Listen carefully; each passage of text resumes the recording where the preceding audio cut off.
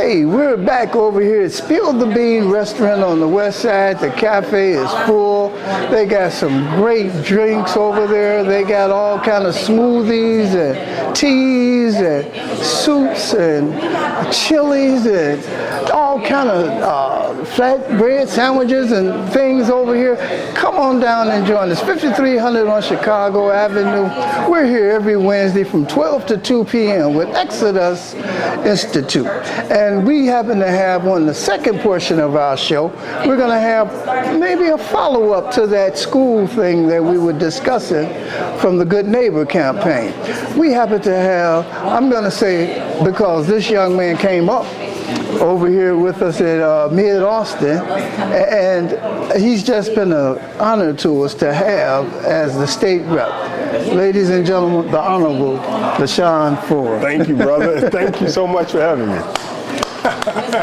So, you got some information that they gave you from the Good Neighbor campaign about schools and things, and you just went on talking about how you and Miss Reed, matter of fact, she's Pastor Reed now, and how you all have been for 20 years trying to get some things done in the community, how you sat back and you wanted to get some carpentry, plumbing, electrical classes. We lost those places over here off of Roosevelt and Costner Kilbourne. And there was a couple of buildings over there for by People's Gas. By People's Gas. And so now we got to fight for our youth in our neighborhoods because those schools, they're about to close. I don't know, you might have missed when Dr. Gibson said there was 5,000 youth that used to go to Austin High School. It was one of the largest in the city of Chicago. They had over 5,000 youth. They got 163 youth there. Yeah. Now, you know, and it was kind of divided up some years ago. They kept kind of piecing and doing different things, and we can't just let them keep manipulating our youth and our parents in the community like that. Yeah, and destroying the neighborhood. I mean, every community is built, I think, with the foundation of a high-quality educational system. And so if you have a strong early childhood in K through 12, you have a strong and vibrant community. That's right. It's not just that we have lost the student population. It didn't just happen. Okay. Because people are not living in Austin. It's happened because people have decided to go outside of Austin to take their kids to school. Right. And we have a situation where we don't have young families moving into the community with children anymore. You know, but it's still 15,000 youth in the Austin area, but only 3,000, matter of fact, it's 2,900, go to the schools in the Austin area. They have to go outside. They go outside. They don't, if we had the criteria that they needed in these schools, we need to bring it into the schools, what they need and what they want. You know? Yeah, I think every community, what we're so lucky to have as a neighboring community, we're lucky to see what a high quality high school is and how it makes a community thrive, how it gives young people hope. And that's Oak Park and River Forest High School. Okay. They have homecoming games. Yeah. They have basketball, football, beautiful football. All of these different things that make young people that's in early childhood and in grammar school aspire for. Right. They want to go to the Austin High School so that they can wear the Austin Tigers. Yes, they can wear the jacket and get their big A letter for being on varsity. And you know, that's so wonderful that you said that, because because that's what the Good Neighbor campaign, they decided to do something about it. They're going to do a thing on April the 10th and April the 11th. They're going to be going into the grammar schools and the high schools, doing surveys, finding out exactly what the youth need, what they want, what the parents want, how we can keep a protection around these youth, and how we can enhance the schools and everything, that so that we could move forward and bring those same things to our schools. You know, this is we pay taxes to sit back and do those things. And you know, Austin is a beautiful community. I mean, you just spoke about Spill the Beans. yes, This place right here is in Austin. It's almost what you call a safe zone. yes, Everything around here feels good. yes. In here, outside, And of tastes it, good. and it tastes good. This used to be an area right over here where people didn't really find as tasteful. Yeah. But now it is, and that's the way Austin is. That's why we have to give the current taxpayers something for their dollars. And you know, I'm glad you mentioned that, because there was a guy that was the Speaker of the House. And Madigan, I'm going to mention his name. Madigan was in there, and there were some hard things that might have been done at that time. But we got a guy in there, the Speaker of the House, Mr. Welch. It's a blessing. His name is Emmanuel. And so there's given us hope. I don't know if you all voted him in because his name was Emmanuel, but there are some changes that's coming and that's happening in this new regime that we happen to have down there in Springfield. Well, I hope so. I mean, I held the Bible for Mr. Speaker Welch Oh, okay. for his first swearing in. And let me tell you, there is change. Not Yeah. only do we have the speaker from the west side, he's western suburbs, but we have the president of the Senate. Also, Don Harmon. Don He's Harmon. from Oak Park. Yeah. All of this is right here on the west side. And then we have the mayor of the city of Chicago From the living on the west side. Yeah. And so with all of that, we are in a good position right now to have high quality education, build a new high school in Austin, something that Jackie Reed and me, we've been fighting for almost 20 years, to have a comprehensive high school in the neighborhood that also supports development in community. Oh, wow. And you know, the development of the community, there were some things that happened. Can somebody get him some water or something? That's all right. I just want to make sure he could cut that. Oh, okay. No, well, we were having a discussion. Some of the flood victims. Yes. And I happen to have a picture of you and Pastor Jackie Reed over here helping some of the people in the neighborhood and the community with the flood. You were passing out different things that they needed.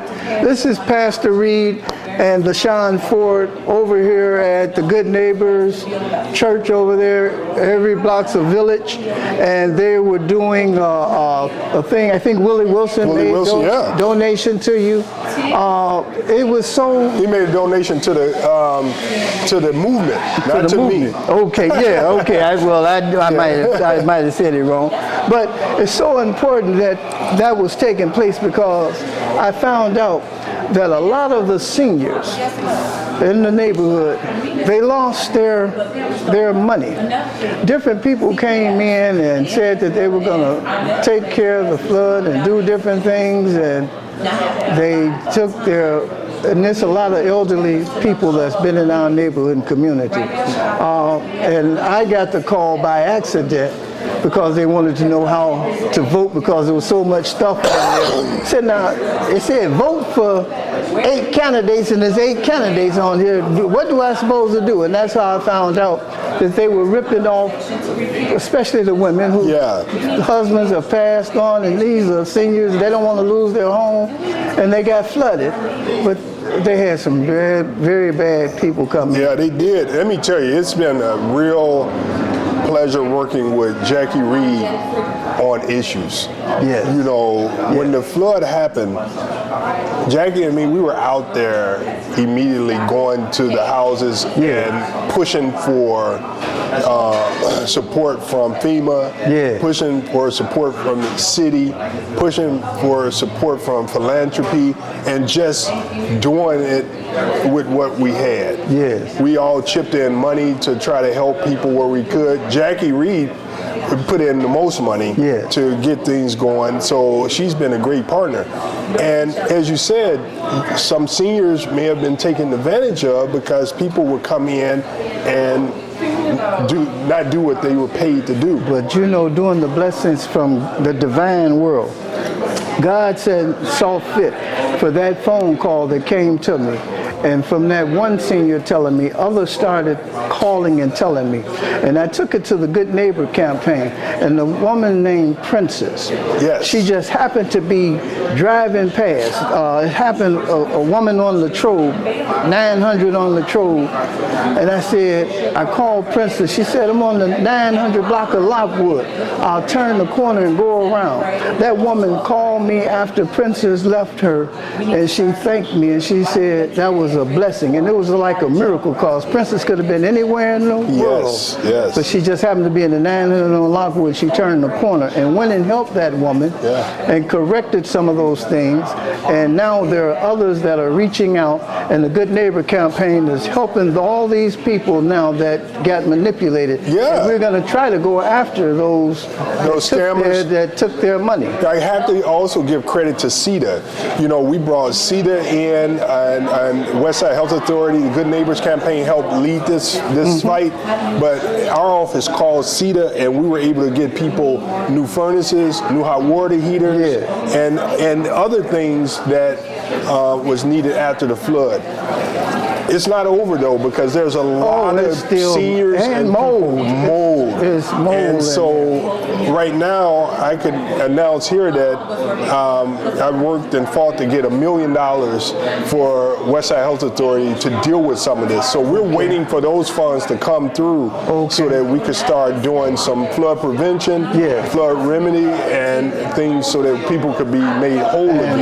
And you know, the seniors in the West Side, we really thank you for doing that, because it's really needed. Ain't nobody gonna do this for us but us. And so we have to sit back here and do those things. And I'm so glad that the Westside Health Authority and the Good Neighbor campaign are out there doing it. And they're doing it because they seem to be working for God. The way that they're doing it. Because that woman called Princess, she called her an angel. Princess took this personal.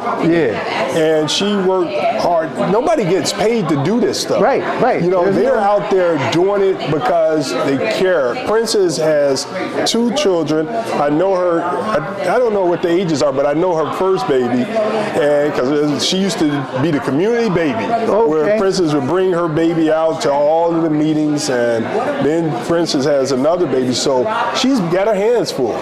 But she still is out serving the community. She's been out there fighting up on the front lines and and she speaks so well, the energy that comes from her heart to be out there. And, you know, you do some other things too in the neighborhood and community. You know, we got this thing with mental illness and drugs. And you are in the forefront of fighting for those areas in our neighborhood and community. I've seen a variety of men and women. I think that that stuff, that fentanyl and this animal tranquilizer has made it here to Chicago. And it's so bad, it's attacking, and I've seen it on the west side, attacking a lot of people in the area. And it's not a very good sight. And how it's deadly. It's definitely deadly. It's deadly, and like you said, I think you called it an animal tranquilizer. And you know, this fentanyl is synthetic. People that use heroin, they think that they're getting heroin when they're getting pure fentanyl, and it's going to kill them dead immediately because it's so potent that the body can't adapt to this. And normally when you give a person fentanyl, it's when they're in the hospital with assistant with their breathing. Okay. So you give them this type of drug so that they could go under, but you also give them assisted living, the breathing machine. While you put them down, they have a breathing machine. There's no breathing machine when people, and so that's how they die. And so our goal is to make sure we have harm reduction in the community and make sure that we meet people where they are. You remember the old days of Nancy Reagan saying, just say no to drugs? Right. That never worked.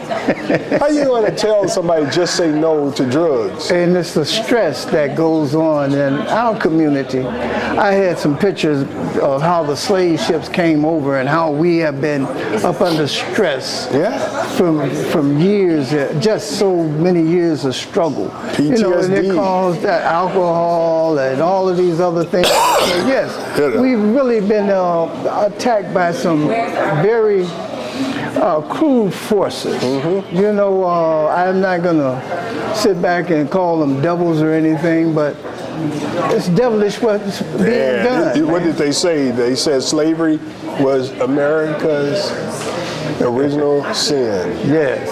And it was, or what was it? Was it the original sin? Not quite the original sin, but it was, it was a sin. But it was, I don't know about the original sin, but slavery was it was a sin on America. And then they sat back and they claimed they want to give you 40 acres and a mule. And don't get it. Yeah. What are we going to do with 40 acres and a mule? Yeah. Now, I understand that you've been in this position for quite some time. And when are you going to run for the governor or president? I don't see me running for none of those. No. No, this spot that we have here has done well. I've been able to pass laws to help people all across Illinois. Yeah. For instance, people, because of the work that we've been doing with the community, they could get felony records sealed. That's right. Felony records sealing is the law that I wrote in Springfield and passed it from a person that brought it to me named Melissa Williams. She wrote it, and we fought to pass felony records being sealed in Illinois. Now, people all over, regardless to where you live in Illinois, you could get your records sealed. There are a few cases like sex offenses, DUIs, that you can't get sealed. But there are many convictions that can be sealed in Illinois because of the work that we do with the community. And I think that's big. I mean, I've been able to pass legislation to give opportunities for people to own cannabis spaces, black people getting them into the business. When no blacks were originally, when the bill passed before, no blacks had access to businesses. I worked with the community and we passed an amendment to the Cannabis Act, and now we have multiple people now that's black in the cannabis industry. So it's actually easier to being a state rep and getting things done than being the governor? Oh, the governor, I think that both are equally has their responsibility. I would say the governor needs us and we need the governor because we pass the laws and he signs them or veto them. And so it works out. We can't do it without each other. The governor has a driver. I drive myself. Now I'm going to ask you another question because I've seen you work all these years. I watched you from a young man to sit back and be in this office and to go out here. And you are out there with the neighborhood and the community fighting for the youth and doing different things. And man, I'd really rather push you to being the president of the United States. So that's a huge, that's a tough one. But we've been able to get some stuff done. For instance, HIV and AIDS is a major problem. Okay. In the black community still. You know, there used to be a time where people would have to answer, you know, intrusive questions about whether or not they were their lifestyles. Okay. I changed the law to say that it's a part of the routine health screening. And so now you don't have to answer those questions, and more people now are tested for HIV, and because you're tested, you're able to reduce the spread. Right. Because once you're on your medication, you're able to reduce and sometimes stop the spread because it's undetectable. So the more people we are able to get tested, the better off we are with reducing the spread of HIV. And we could say that the bill that I worked with the community on really helped slow the spread of HIV and AIDS. Right. That's a big one. Yeah. You know, we did ban the box. That's a huge thing, where you cannot go and ask whether or not you ever been convicted of a crime. Oh, great. That's huge. Okay. You know, the list goes on and on. I saw something on the news where they made a comment about 12,000 employees were let go, fired from, I think it was Tyson's Chicken. Yeah. And they replaced them with 6,500 immigrants. Oh my goodness, yeah. So now that means that the 1,200, now the 6,500 are gonna have to work double time, but they're not paying them as much. Right. And have you noticed anything like this going on here in the state? You know, I think not yet. I think the Dreamers, I don't know if the recent new arrivals are part of that because they don't have work permits. Okay. You know, and any business that hires new arrivals would be breaking the law. Okay. And so I don't know if they're going to put their business on the line by doing that. So I can't say that I've had any calls about that. Okay. Yeah, it was just a thought because it was just so striking that I guess I wasn't aware that somebody would make such a move. Matter of fact, they were even talking about boycotting them, if I'm not mistaken. You know, and we eat a lot of chicken, man. Yeah. You know, so we got to be. Could you imagine us boycotting chicken? Yeah, you know. Oh man, hey, we might put them out of business. We're gonna lose some weight. Hey, you know, I think that one thing's for sure. I think that cutting down on saturated fat and fried food, that'll be very helpful for us in our life expectancy. Yes, it would. You know, more black people. You know, we know that there's a lot of people dying of diabetes. Yes, and we think that more black people are dying from gun violence, but cardiovascular disease is huge. Yeah. People die from heart attacks, heart disease, and it's quiet. Right. And so we have to really, really be careful. And that blood pressure thing, they call it the silent killer. The silent killer. It's a quiet thing. So yeah, we have to make the people aware. And that's what we do over here at Exodus Institute, where we bring the neighborhood, the community out to tell the good news, what's going on in society, what's happening in right here on the west side. We'll talk about the whole nation, but we want everybody to know what's going on in our neighborhood. And right here, you can come and get some good vegetarian food, vegan food. You can get some of these juices and different things that they happen to have over here. Spill the Bean, 5300 West on Chicago Avenue. You don't have to just come when we're here to join us on this set. You can come here at any time that they're open. We'll be glad to have you here. Well, I got to tell you another thing, that I'm a proud survivor of prostate cancer. All right, congratulations, and I would tell you that I would suggest that men get checked out. Yeah. Early detection saves lives. Don't be afraid to get your prostate screening. Don't be afraid to get your colon test. Yeah. Those things are critical. It increased the life expectancy for people. And you're a great example for it, man, because you still look good and you're in shape and I didn't sign up for it. You're right. you know, while having cancer, I was active, and I'm still like, so that's, you don't judge the book by the cover. Right. I'm sitting, I had prostate cancer all while I was working out, trying to eat right, and I had prostate cancer, but I found out because I was tested. And you know what? That was a blessing because you went and did what you had to do, and you had faith. You had belief in something, and you never stopped. You never slowed down. We couldn't even tell it if you hadn't told us. Nobody would know. I remember you saying that you were going through it some years ago, but you went through it like a champ, and you showed that you're leading by example what we're supposed to do and how we have to do it. You know, and so I'm so glad you came out here this afternoon. Thank you. Ladies and gentlemen, give the Honorable Lashawn Ford a round of applause, please. Thank you.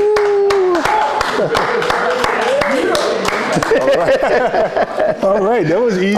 Hi, we're here at Spill the Beans Restaurant on Chicago's West Side, on Chicago Avenue in Lockwood. It's a beautiful day in Chicago. Right here today, we happen to have the temperatures about 65 degrees, sun shining, and it's very beautiful outside. And I have this guest here that happened to write plays and do all kind of things for the neighborhood and the community. I happen to have Mr. Brown here with me this afternoon, and he's going to tell some of the plays that he's doing and he's going to do and he already did.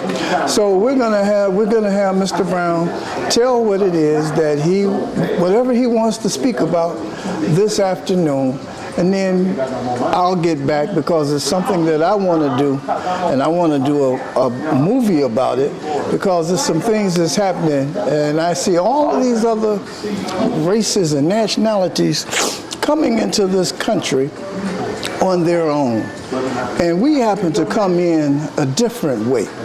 We came in on the ships where we were packed.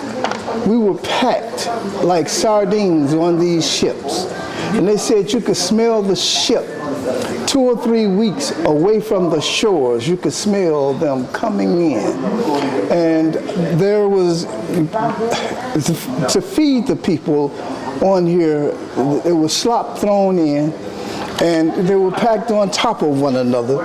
And I really want to do a movie about that, something that we can capture this, how traumatized they had to be coming from different countries, these kings and queens packed up on top of one another, suffering as they were kidnapped and brought to this country, not knowing what was going to happen to them. But every other race comes in here because they want to. We were forced to. So I got a film writer here, and I'm kind of plugging in for this new and great movie about how the black people resisted. So, Mr. Brown, would you like to tell what it is that you do, what you're going to do? Well, my name is Johnny C. Brown. I've been writing, producing, and directing on the West Side for almost over 20-something years. I got my first write-up in the Chicago Sun-Times, October 18th, 1990 issue. Okay. For my first play titled, So You Think You Bad. All right. I have produced 7 plays on the west side of Chicago. I am now in the production of my 7th play. It's titled Mr. Lovejoy.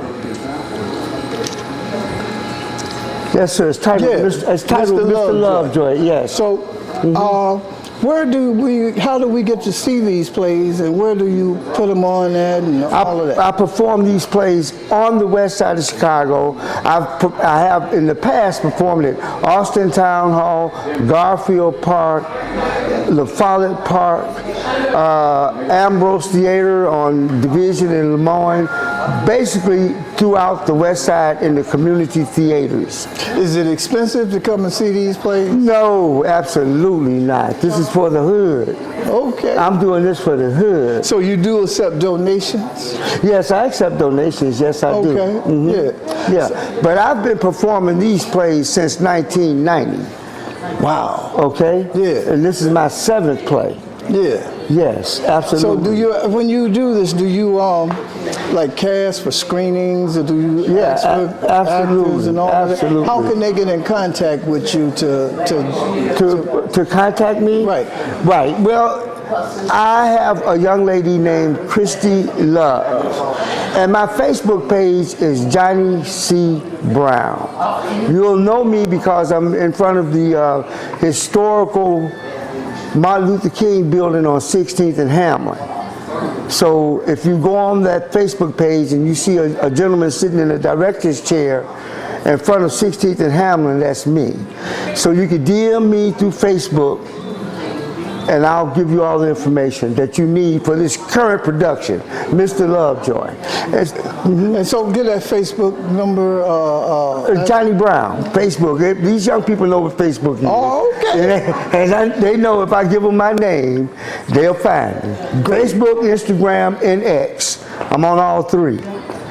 Okay? Okay. And I want to tell you a little bit about Mr. Lovejoy, if I may. Go ahead, please. You were talking about all the immigrants coming here. Mr. Lovejoy was murdered in 1837 for abolitionists, for us, for blacks. And I want to tell his story. His story needs to be told.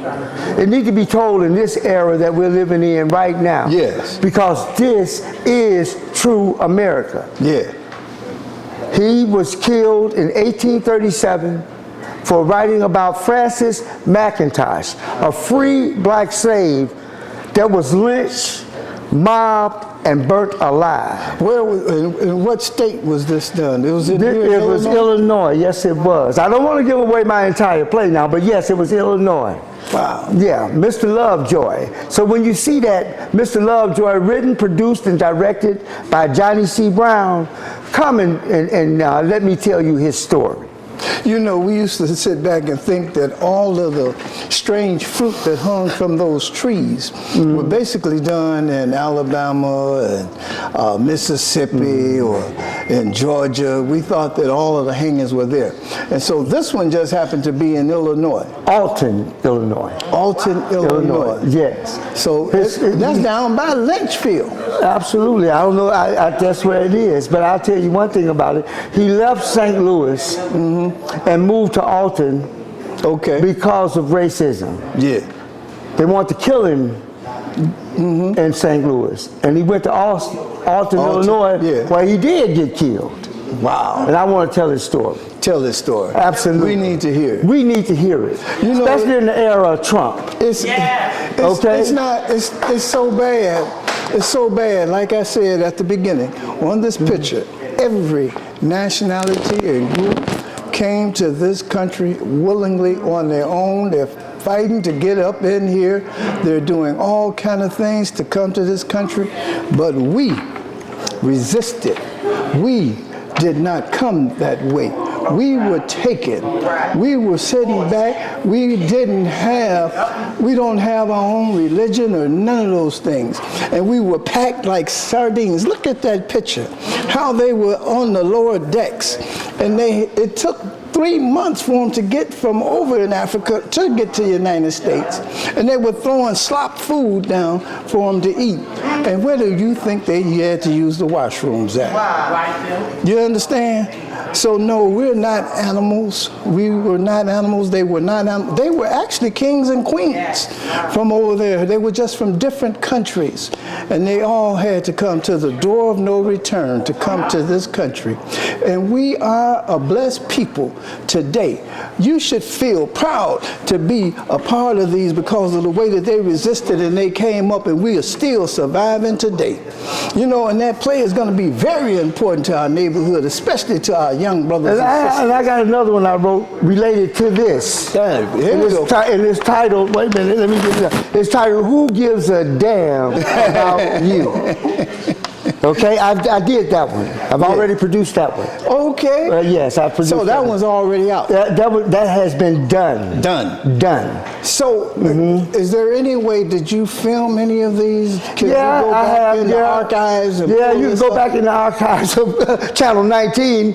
where my good friend George met me at. So on CAN TV, Yeah, but it's going. You got to go back to 1990, and I don't think if they only have it in their archives, because these were our own personal films that we filmed ourselves and submitted to Channel 19 to be put on their channel.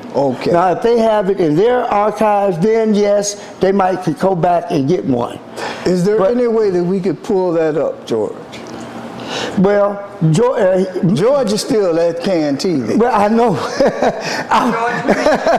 We need you to go in the archives and pull that up, because there's some more things on there. I've had some shows. Matter of fact, we had shows that was done on CAN TV, Channel 19. And we had Exodus Drum and Bugle Corps.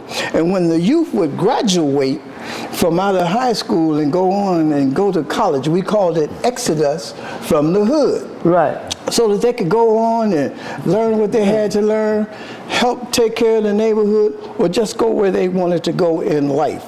And there's some stuff in that archive that I like to pull up. Because we were on the Plim show with Dr. Lee Warren, and then we were on the show with Boise Edwards, who named Exodus out of the Hood. And so I would like, and matter of fact, one of them is on the CAN TV channel 36. Okay. That's with the Plim, with Dr. Lee Warren. So if we can go and pull some of these things up out of this archive, Man, I got some. we gonna sit back here and show out. Let me tell you something. Go ahead on. I've been on Oprah All right. twice. All right. Did you get that money? No. Oh. She wasn't paying no money. Oh, man. No. Okay. No. But I did get that recognition. That's a good thing. That's a good Okay. thing. All right. All right. I can't tell you I was on Oprah show and prove it. Okay. Twice. Yeah. Once for Martin Luther King's birthday. Is that right? And she invited me back for that one. All right. So I got a long history also. So what year was that you was on the Oprah show? I think I was on Oprah show in 1988 and 1989. Wow. And I You was go in way Chicago, back. and I was in the Chicago Sun-Times in 1990. Oh, we definitely can pull that up. You can pull it up, brother. Yeah. Yeah. Yeah, they can still get that. Yeah, oh yeah. Yeah, you can pull me up. You can pull me up on Oprah if she'll let you get the show. I got some copies of myself on Oprah though. Okay. Yeah. Well, we're gonna have to get this out. I was on Blues Brothers. I was in The Blues movie? Brothers. Yeah, I was in the movie Blues Brothers. I was a Chicago cop. I was a Chicago cop. Oh, okay. Absolutely, could prove that too. There you I'm go. a West Side writer, producer, and director, and I've been doing it over here since 1990. And they asked me to lead the West Side, and I refused. Now, ain't that right, George? Who asked you? Ain't that right, George? Who asked you to lead the West Side? They Was told, it the government? No, it wasn't the government. Oh, no. okay. It was people that saying, why would I waste my time on the West Side? Why don't I go up north? Oh, okay. I produced 6 plays over here. Yeah. The Mad Producer, So You Think You Bad, Who Gives a Dime About You? So the West Side didn't support you? I didn't say that. Okay, but you said they wanted you to go up north. Yeah, because they felt I was wasting my talent on the West Side. I could have more people would see me and deal with me if I left the West Side.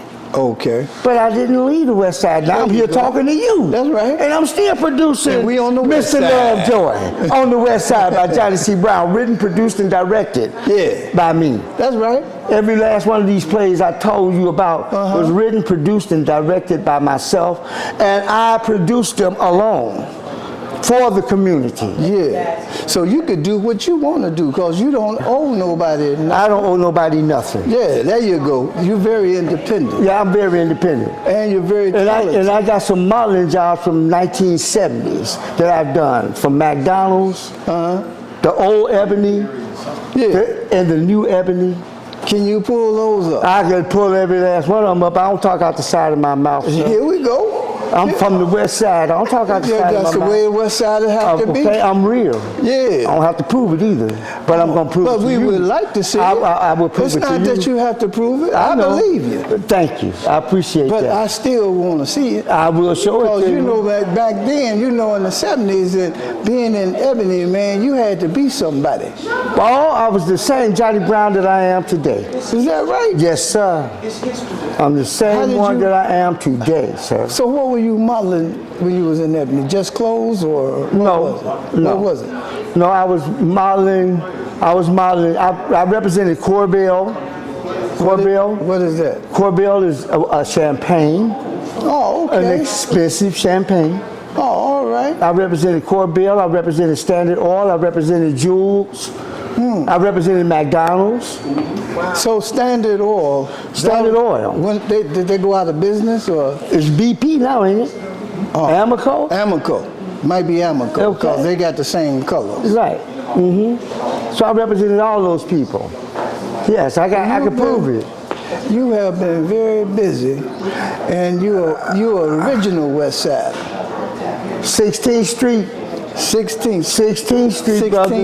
16th to Central Park. Okay, I was on 16th and Hamlin. 16th to Hamlin? Yeah. I know 16th Hamlin, brother. I grew up.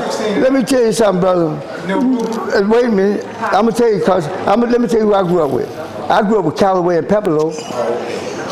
I don't have to say no more, do I? I don't have to say no more. I'm a 16th Street brother. Yeah, me too. From Farragut High School. There you go.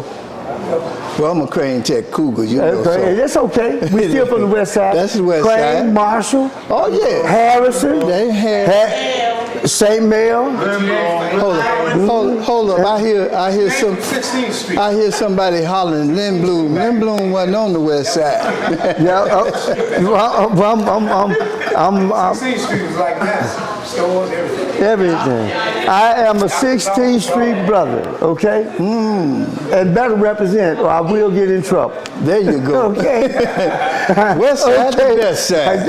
I got to represent, or I will get in trouble because they know me. Do you have any closing remarks that you would like to tell this audience out here today? Well, look for Mr. Lovejoy. And I have on my Facebook page, I got a thing called If You Were Black. I'm up on hashtag 32 If You Were Black. If you were black, looking through the eyes of a black. So go to my Facebook page, my YouTube page, and put in Johnny C. Brown and listen to my If You Were Black. Looking through the eyes of a black. I am so glad that you came here and gave all this wonderful knowledge and blessings about the West Side. And we're going to sit back and I'm going to get him to do a play about this right here. Get George to go. Get George. Prove what I say is true. Prove what I say is true to these young folks. Okay. Don't let people say something. We're going to definitely do that. Prove it. I want you to prove it. I'm sorry. Hey, one Chicago, that's what they told me. There you what go. they say? One Chicago. So we're here at Spill the Beans, Chicago Avenue and Lockwood. Please, every Wednesday from 12 to 2, come join Exodus right here in this lovely place on these afternoons, and God bless you all. Yes, we're here live at the Rising Sun Church, and we have the youth program getting ready to get started over here because they're out for spring break. And my name is Ed James, and I'm with Exodus Institute, and I'm over here with the Dr. James Miller, Pastor Matthew Miller's brother, who happened to be, he's going to teach a class on how to become a doctor or what you need to be a doctor. But we had a conversation the other day and he was telling some things about how he was a doctor and went to see a patient and the patient looked up at him and said, when the doctor gonna come and see me? Didn't realize that he was the doctor. And he said some things that, this was back in the early 40s? The 40s, yeah. In the 40s, he said it was only 2% black doctors.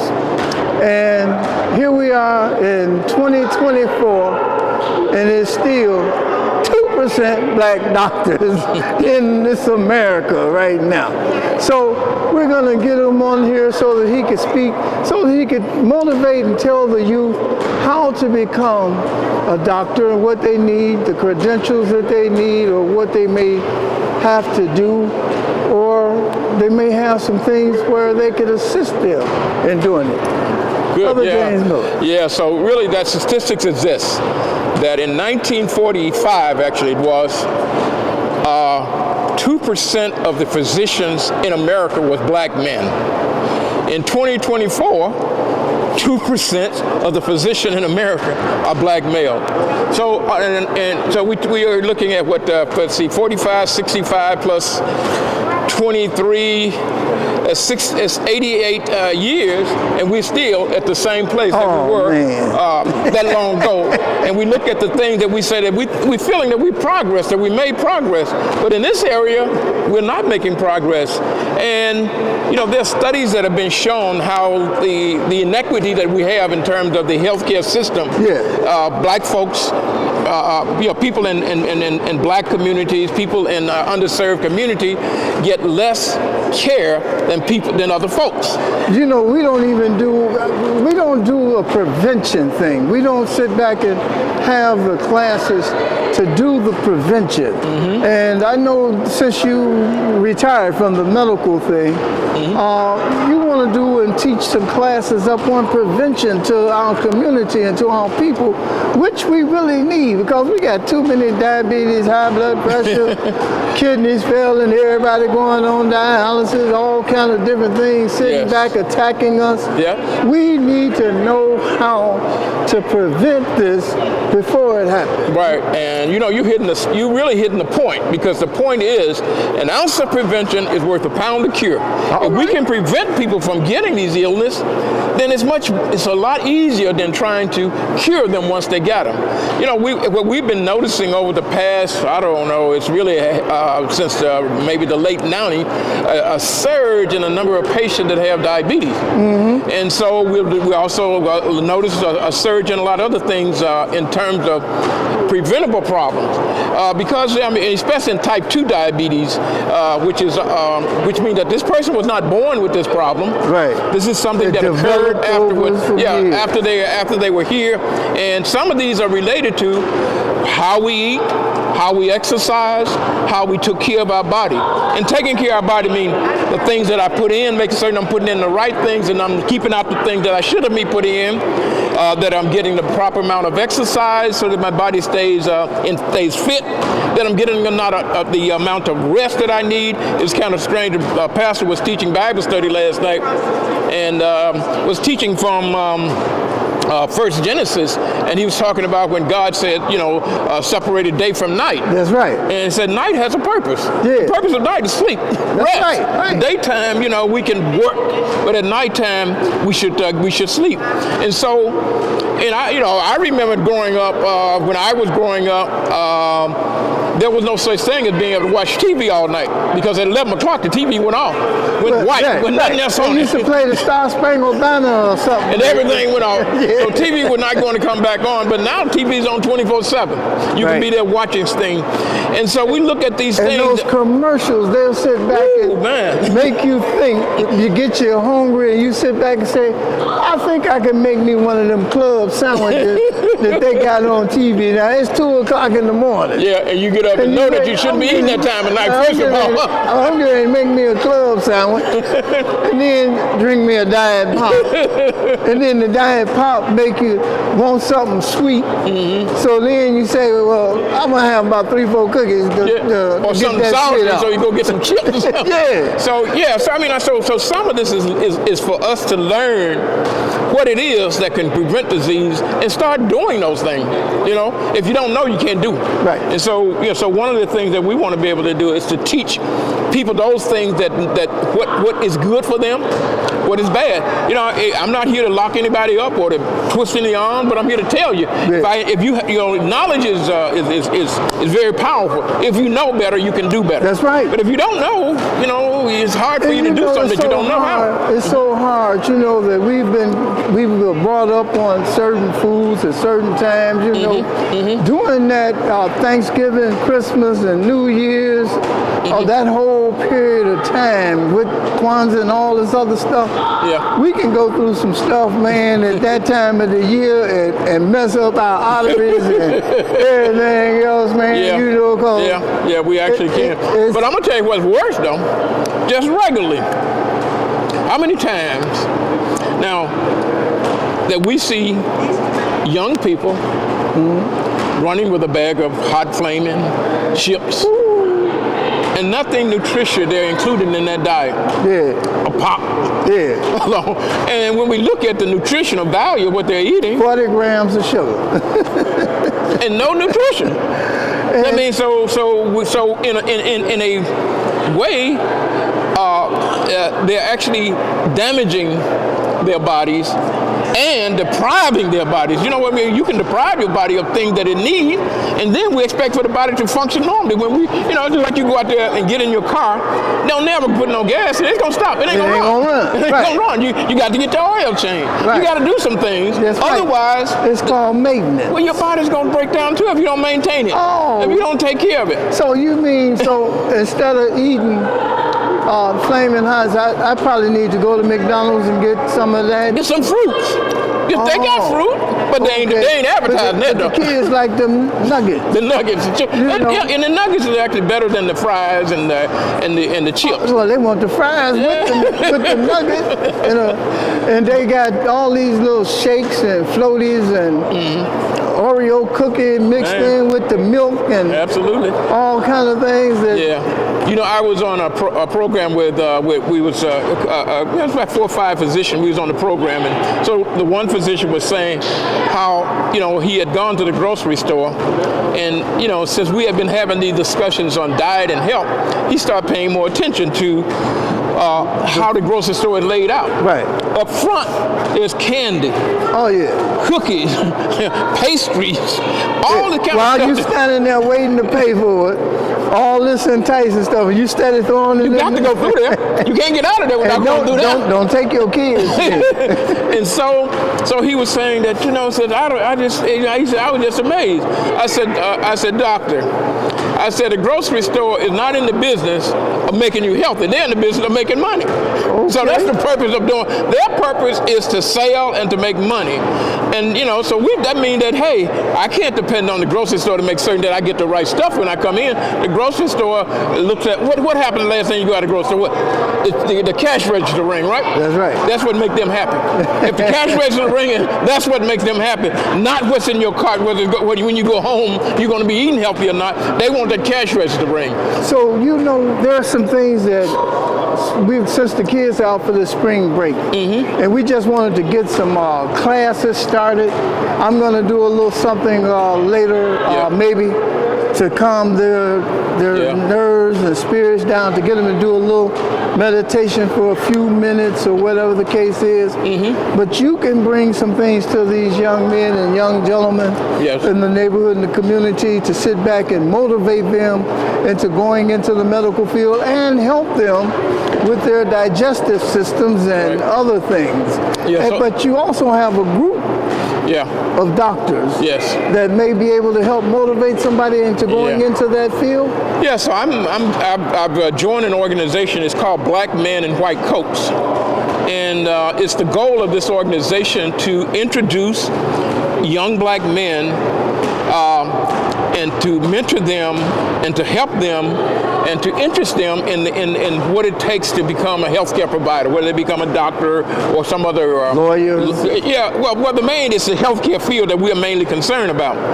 And but it is mainly to help people to learn to do those things that are going to be necessary to help them to be able to make a good living in life, and to contribute something in life. I mean, there's some things that we need in our lives, such as health health care, we need doctors, and we want our people, we want our children to grow, to learn, to be able to provide those services for their people. Okay. And so we want to be able to, sometimes if we don't introduce them to the concept and we don't explain to them that this can be you, all you got to do is just show that you're interested. And if you're it's interested, so much right? needed with that Absolutely. that 2% thing that you sat back and said. We need to grow that, man. We're 12% of 10 to 12% of the population. That number needs to go. We're way down. Right. We're way down. So we need to catch up. And we're not getting any healthier because we're sitting back. The majority of the people are on different medications. And they're steady making medications for you're obese, to lose weight, to do all of this other stuff. And I don't want to criticize them, but it's something about taking medicine. Don't it have a side effect that cause after you take it so long? Absolutely. Well, you don't even have to take it long. Every medication has some potential side effects. Now, that doesn't mean that every person that take them is going to get those side effects, but every medication has some risk factors to it, and some are worse than others. So if you can do it the same thing by other measures that don't have the same risk as the medication, then by all means, that's the best way for you to do it. Right. During my practice, there was time when I had patients who, when we recognized either they had a high blood pressure, for instance, and they would say, well, doctor, I really don't like taking pills. What can we do? And so somebody comes in, their blood pressure is 230 over 160. You're at a real high risk of having a stroke. So I will say, listen, what we need to do right now is to get your blood pressure down. Okay. After I get your blood pressure down, then let's work on some alternatives to the medication. And if these alternatives are successful, we'll take you off the medication. And some of that means changing their diet, changing their exercise. If you're drinking too much alcohol, let's cut some of those things out. So we would go through those things, and there were a lot of folks that were, we started them off with a certain number of pills, and some of them was able to get off all of them. Some of them get off of some of them. Right. But it's all about really preventing the end damage, which is what the problem with high blood pressure in itself is not a problem if it wasn't called end damage. So if we knew better, we could do better. We could do better, yeah. And so why doctors, they got these old pyramid schemes and things that they tell you what to eat. You can have this little piece of meat and that little piece of and this corn, and you can get frustrated sitting back looking at meals and different things like that. So part of the problem here is that the teaching needs to start early, because once you, and I'm gonna be real, once you get addicted to something, it's hard. That's right. And their food addiction, certain kinds of food, sugar. People, a whole lot of folks, that's why they can't get rid of. When we talk about the caffeine that's causing the people that are being on pops, but it's not as much the caffeine as it is the sugar in the pop. Ooh, that German chocolate cake keep me in trouble. I'd be in trouble. Yeah. So if we can help folks to learn that, don't get started with this.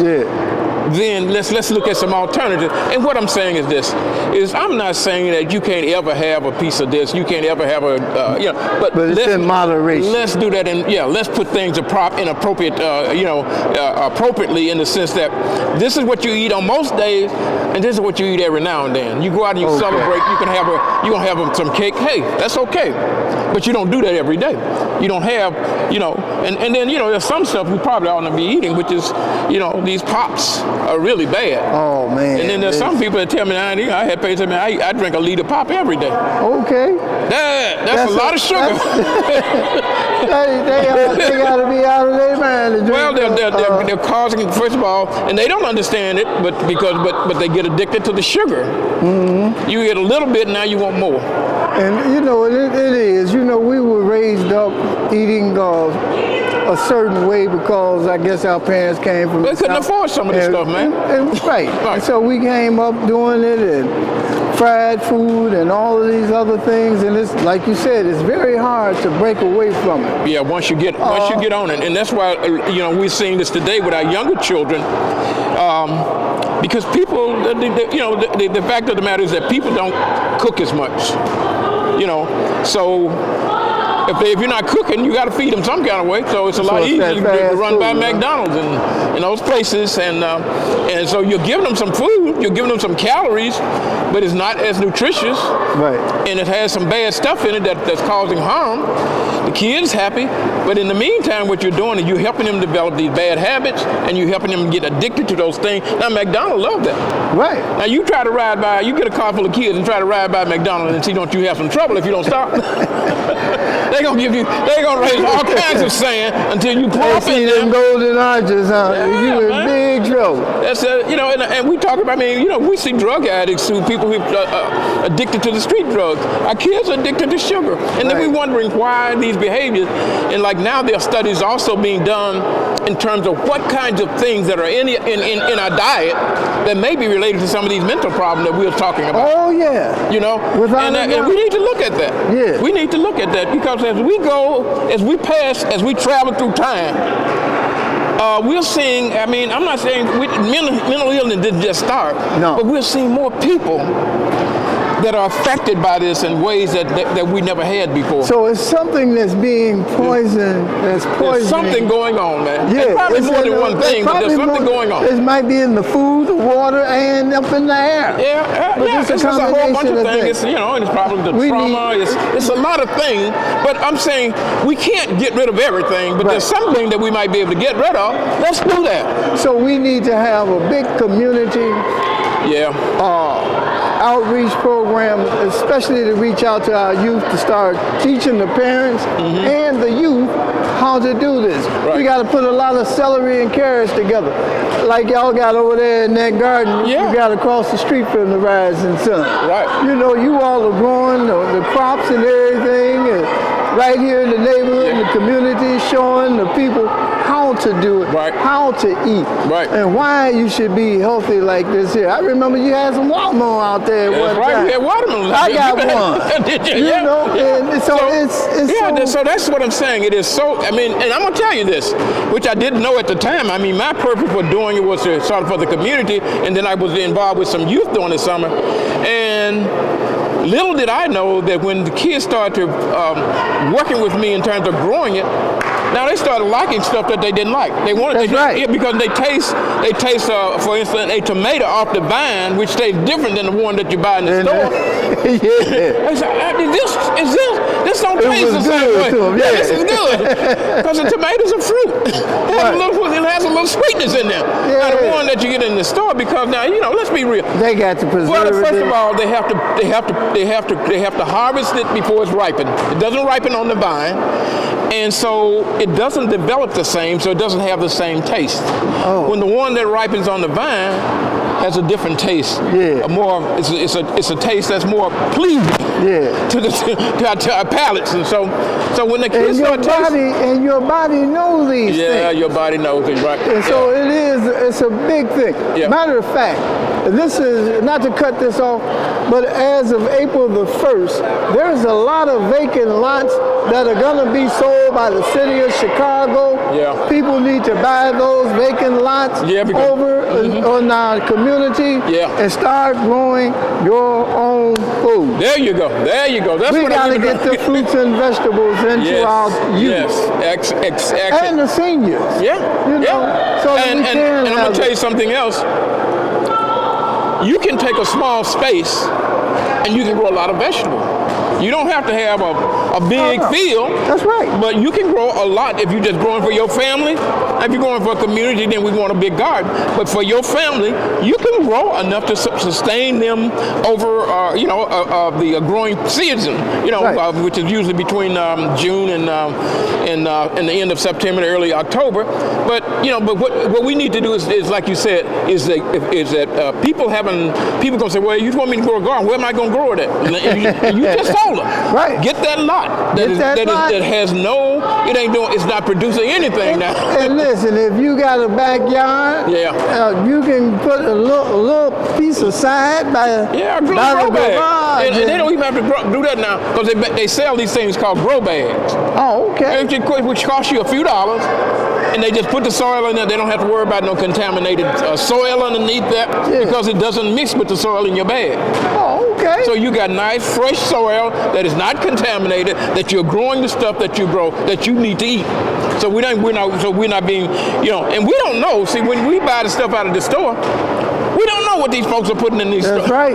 We Because don't know. their interest But you is, gonna know what you grow. There you go. You know what you put in yours. In your garden. Right. Their interest is number one. Because they sell it by the pound. So the bigger it is, the more money they make out of it. Now, we're about to have a place over here, right around the corner here on Chicago Avenue in the 5800 called 2 Acres and a Mule. Okay. They're going to be opening up pretty soon, and she's going to have some of these vegetables and different things. We need to support this sister. Absolutely. And go get that natural food and all of those things. And we're going to work with you, Dr. James Miller, to get programs set up and meetings so that we can sit down and teach our youth and teach the parents in the community how to sit back and help themselves and make our community aware. There you go. Thank you so much. All right. And God bless.